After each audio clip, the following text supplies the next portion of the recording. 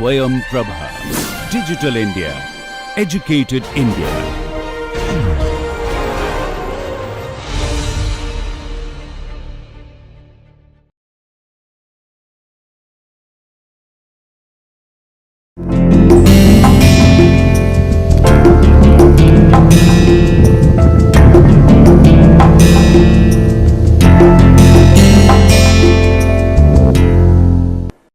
Welcome to this tutorial. Today we will go through few examples based on energy and mass balance for open systems.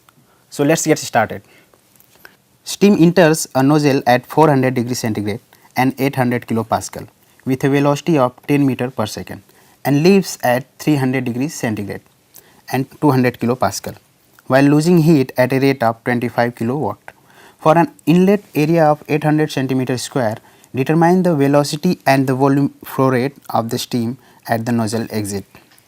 So this is the sketch of the system and this is the control volume. We have assumed that steam is the system, and since it is a control volume, mass is entering here and exiting at the other end. So we need to find the exit velocity and volume flow rate at the nozzle exit. So from the mass balance, mass in, rate of mass in minus total rate of mass out of the system will be equal to total change in mass of the system. Okay, since this is a steady state process, okay, so nothing will change with time. So delta m will be 0 of the system. So that means mass flow rate coming in will be equal to mass flow rate coming out of the system. Okay, and let's say it is equal to m dot. Okay, now from the energy balance on this system, we get rate of energy in minus rate of energy out will be equal to change in energy of the system. Okay, so since this is a steady state process, so it will be 0, and from here we get rate of energy in will be equal to rate of energy out. So total energy coming in the system will be heat coming in plus shaft work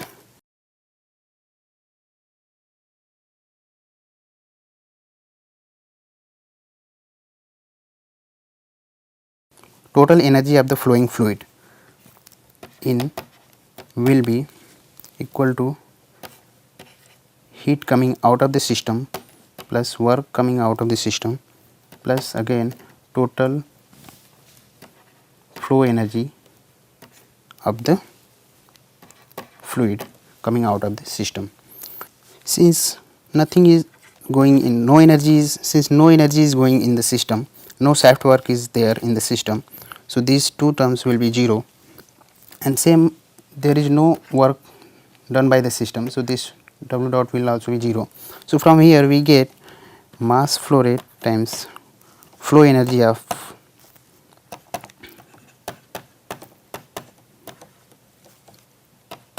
fluid coming in the system will be equal to mass flow rate times flow energy of fluid coming out of the system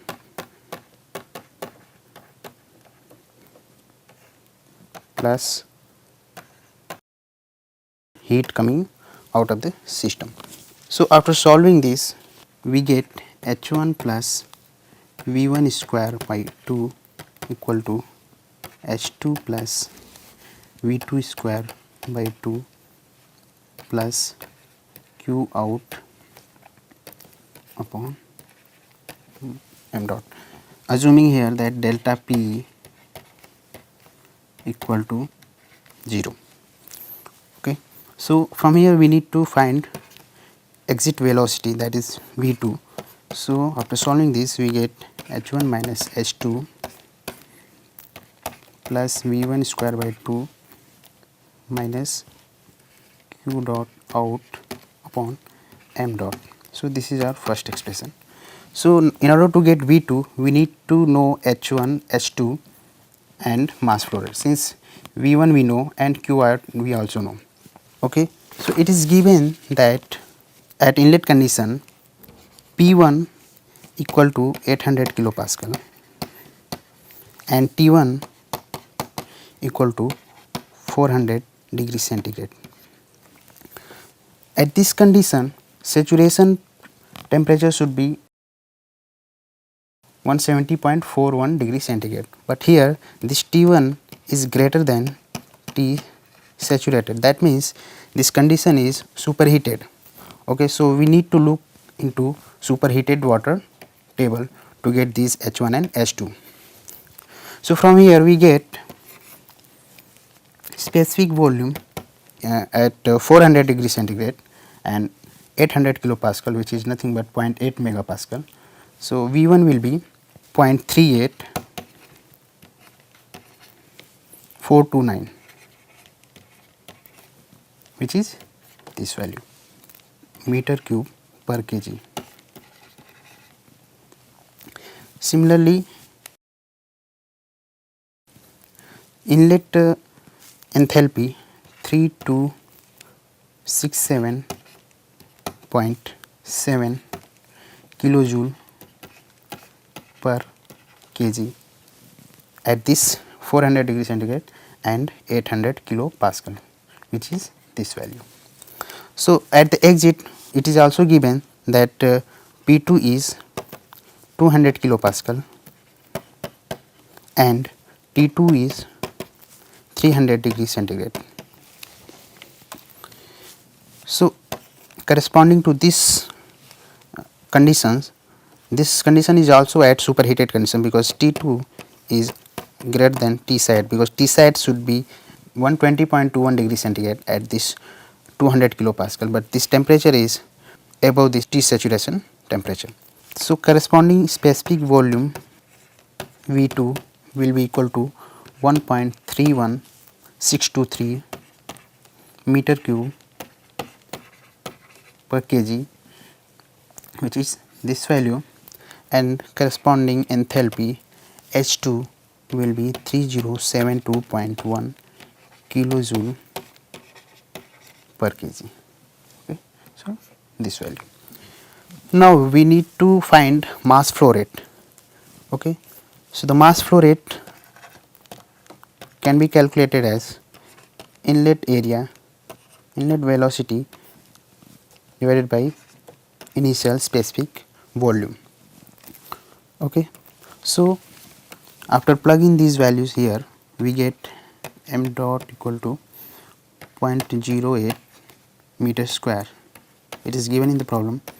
Velocity is also given 10 meter per second, and specific volume that we have calculated right now 0.38429 meter cube per kg. So this gives us 2.082 kg per second. Okay. Substituting these values in equation 1, we get V2 square by 2 equal to H1 minus H2, which is 3267.7 minus H2 is 3072.1 kilojoule per kg plus V1 square by 2, which is 10 meter per second by 2. We have to convert it into energy unit. So multiplied by, since 10 to the power 3 meter square per second square is equal to 1 kilojoule per kg. Okay. Minus Q out upon m. So Q out is given in the problem, which is 25 kilojoule per second, and m dot that we have calculated here 2.082 kg per second. Okay. So after solving it, we get V2 equal to 606 meter per second. So further we need to calculate volumetric flow rate at the exit. Okay, so that will be equal to mass flow rate times specific volume at exit. So after putting these values here, 2.082 kg per second into 1.31623 meter cube per kg. So from here we get volumetric flow rate V dot equal to 2.74 meter cube per second. Okay. So moving to the next question. A rigid tank initially contains air at atmospheric conditions.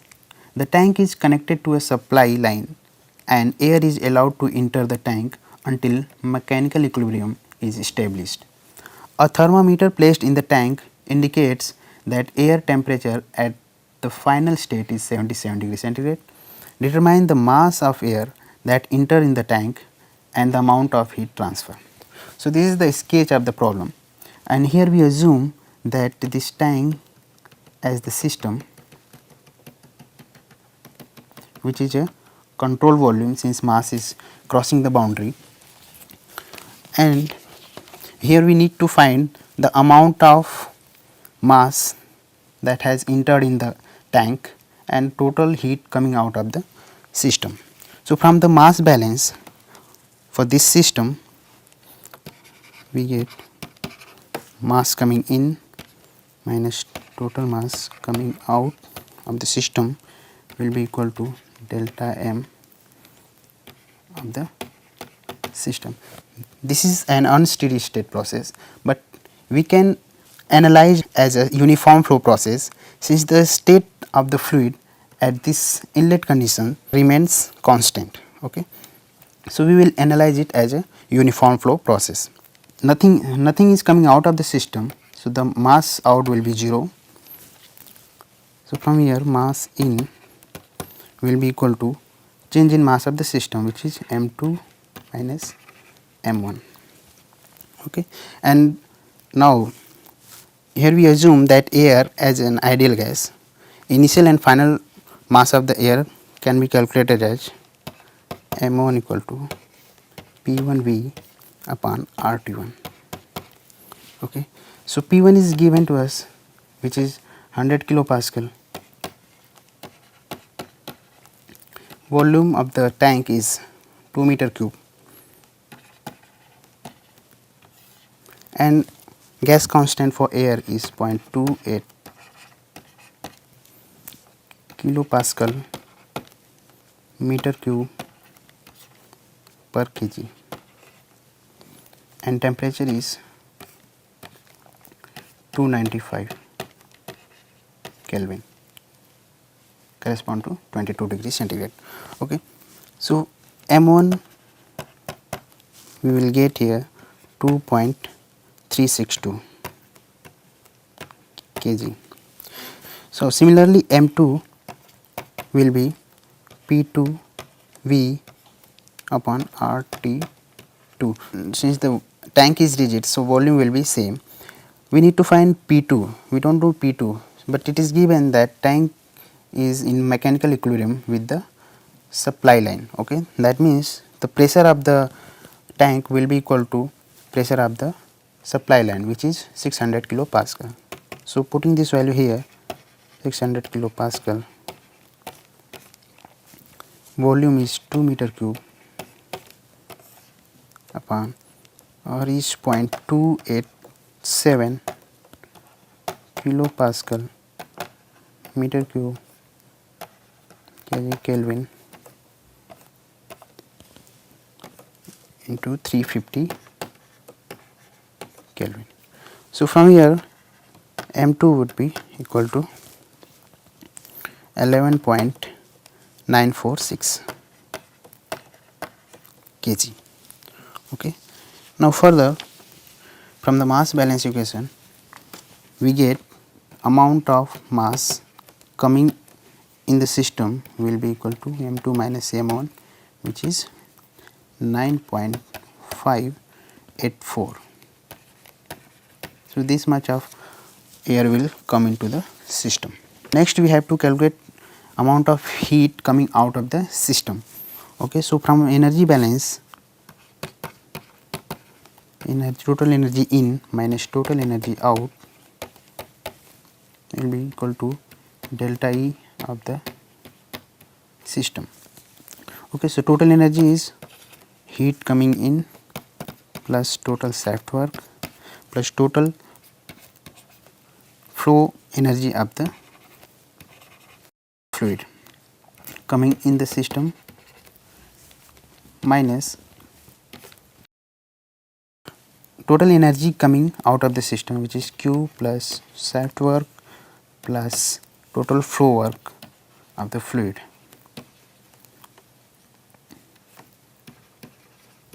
which is equal to delta E of the system. Okay. So we know that there is no heat coming in the system, no shaft work involved here, and there is no work done by the system. So this will also be 0, and there is no flow work coming out of the system. So this will also be 0. So from here we get mass coming in the system times enthalpy minus heat coming out of the system will be equal to change in internal energy of the system. Okay, assuming here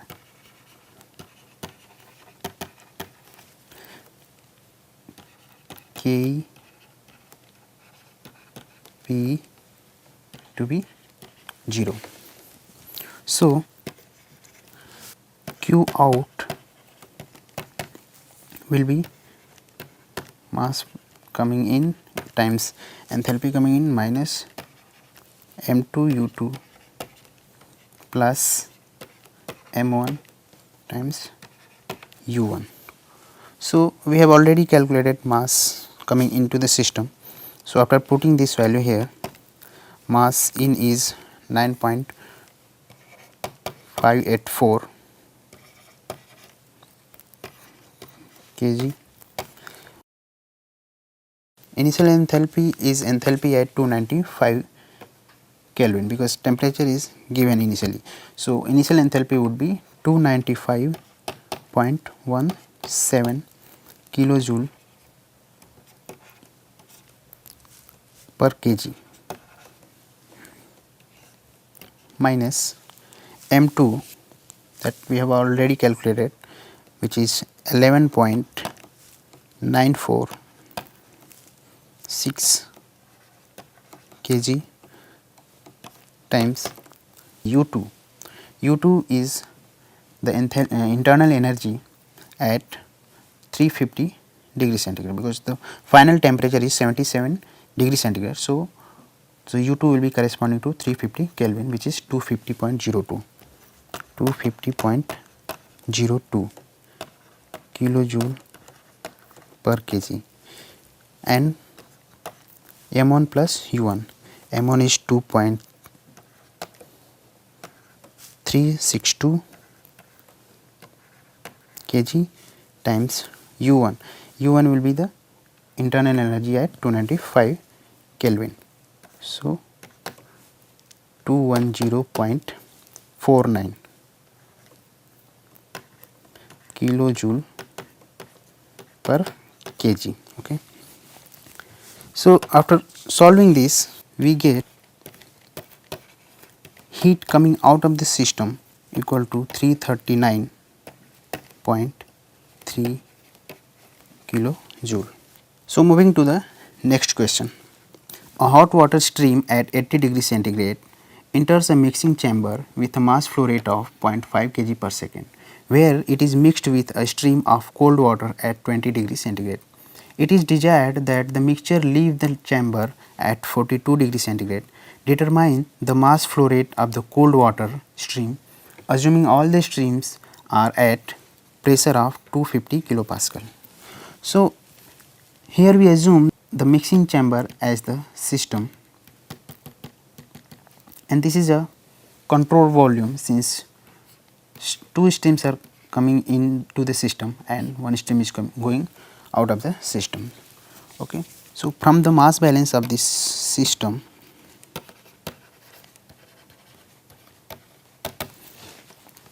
total mass flow rate coming into the system minus total mass flow rate coming out of the system will be equal to change of mass flow rate of the system. Okay. So, this is the steady state process. Okay. So, nothing will change with time. So, delta m dot will be 0. So,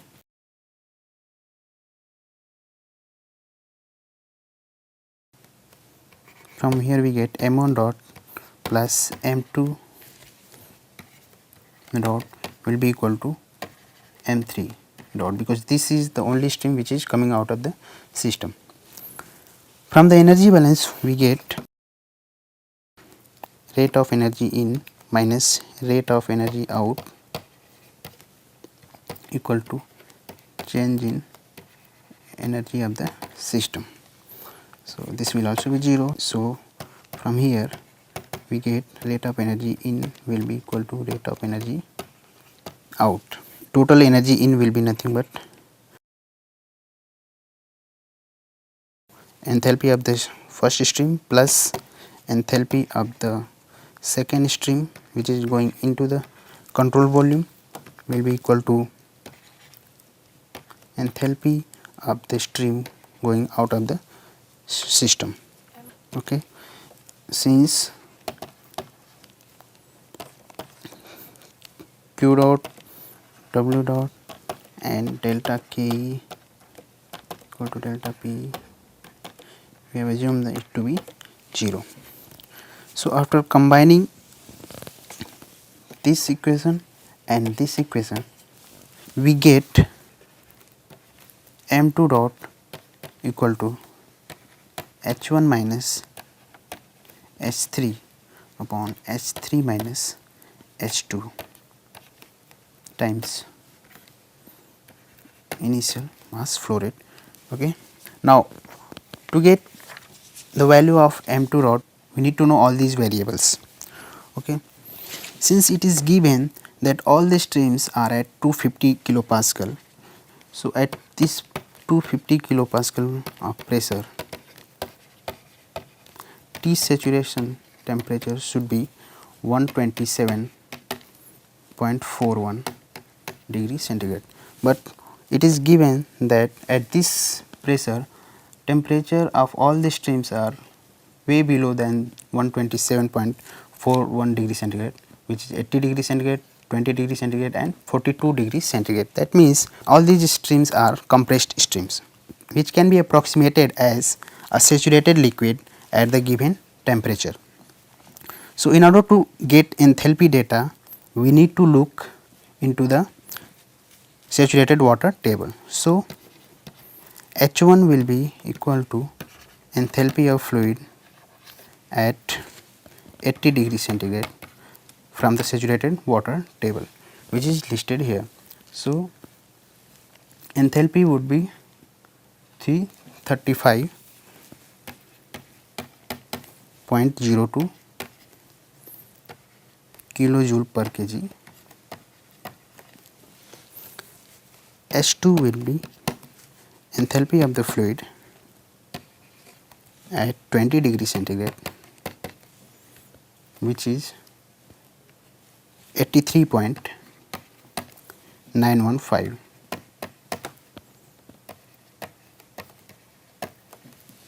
And similarly S3. So, we do not have exact data at 42 degree centigrade. So, we have to interpolate between 40 and 45 degree centigrade temperature.